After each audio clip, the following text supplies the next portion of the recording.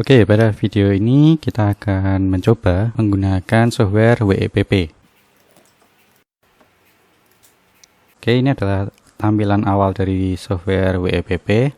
Jika muncul seperti ini, close saja, kemudian diperbesar.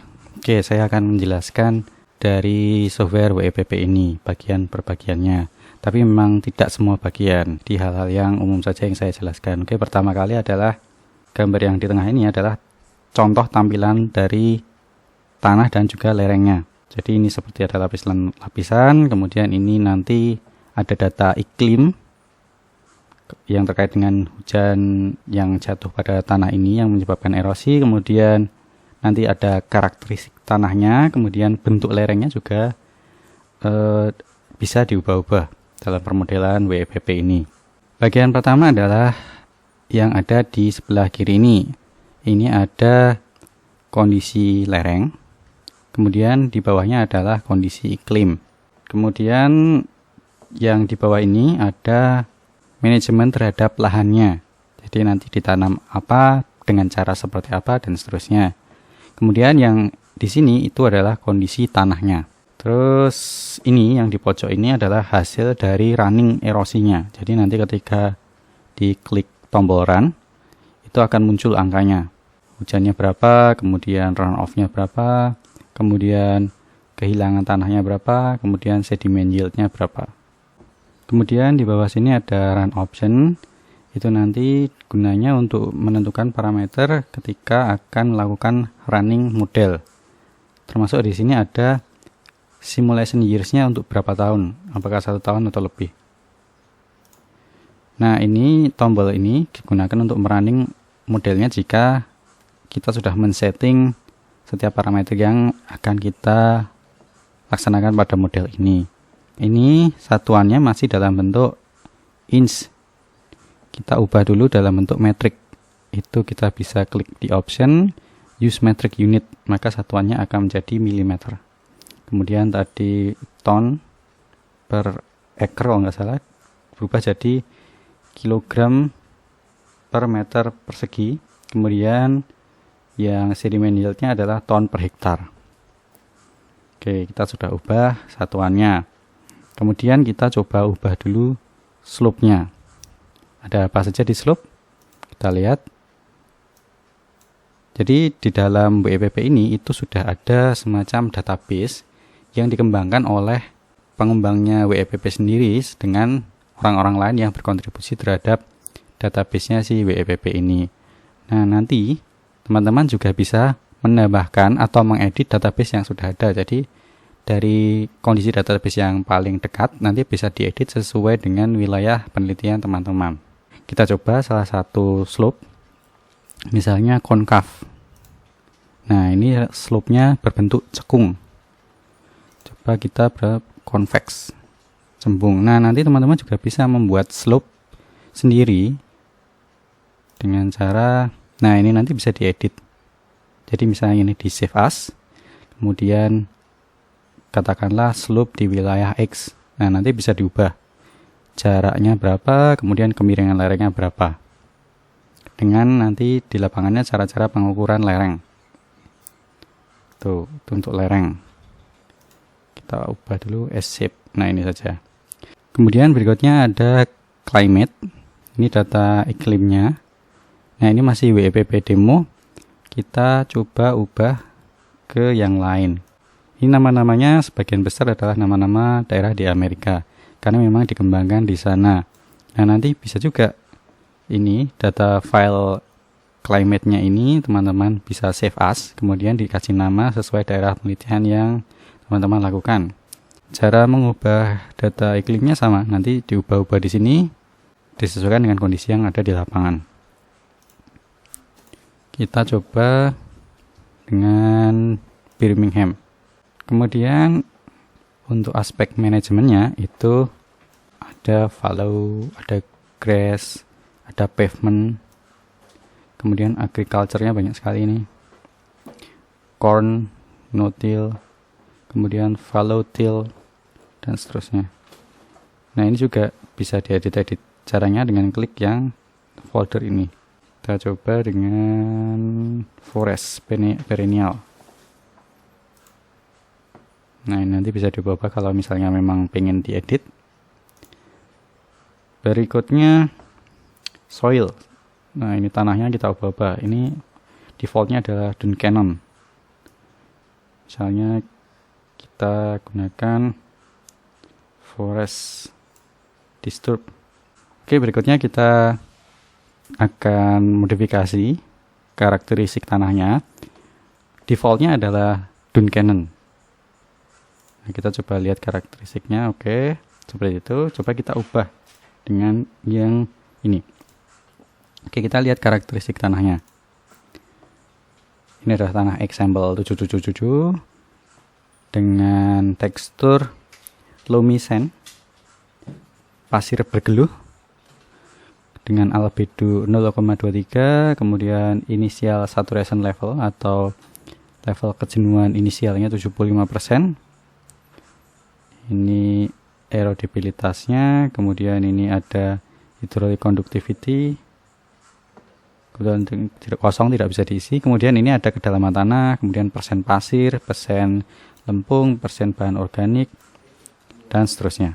Nah, ini adalah parameter-parameter yang bisa dimasukkan. Jadi nanti kalau teman-teman pengen mengedit, silahkan nanti ini di save as, kemudian diubah dengan nama tanah yang ada di daerah kajian, kemudian ini diubah karakteristiknya.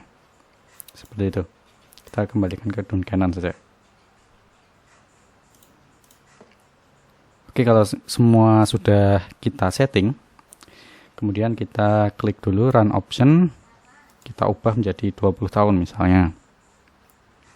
Oke, lalu kalau sudah kita klik run. Nah, ini tanahnya sudah di running dengan kondisi yang sudah kita setting dan di running dalam waktu 20 tahun. Nah, teman-teman bisa bayangkan kira-kira kalau teman-teman merunning data erosi betul-betul 20 tahun di lapangan, itu berangkat muda, pulang-pulang sudah tua. Kalau dengan ini, itu jauh lebih singkat. Tadi hanya berapa detik datanya sudah ada. Nah, kita coba lihat hasilnya. Average annual precipitation dengan data Birmingham tadi adalah 1400,3 mm. Runoff yang dihasilkan dari hujan itu terhadap tanah ini dengan kondisi segala kondisinya ini tadi adalah 169,96 mm. Jadi dari hujan 1400 itu yang jadi runoff cuma 169. Kemudian average annual soil loss-nya adalah sebesar 0,381 kg per meter persegi. Average annual sediment yield-nya adalah sebesar 3,173 ton per hektar. Nah, itu adalah hasil pemodelan dari data-data yang tadi sudah kita susun. Nah, sekarang kita akan mencoba mengubah salah satu parameter, kemudian kita bisa mengetahui apa perbedaan dari parameter yang sebelumnya dengan parameter yang sesudahnya. Kita capture dulu hasilnya, supaya kita tahu berapa banyak perbedaannya. Oke, yang akan kita ubah adalah parameter tanahnya. Kita coba berubah parameter tanah. Nah, seperti yang saya bilang tadi, untuk mengubah yang ini, misalnya kita akan menggunakan database Duncannon, akan kita modifikasi, kemudian kita save as dulu. Kita akan ubah hydraulic conductivity-nya dari 4,62 menjadi 10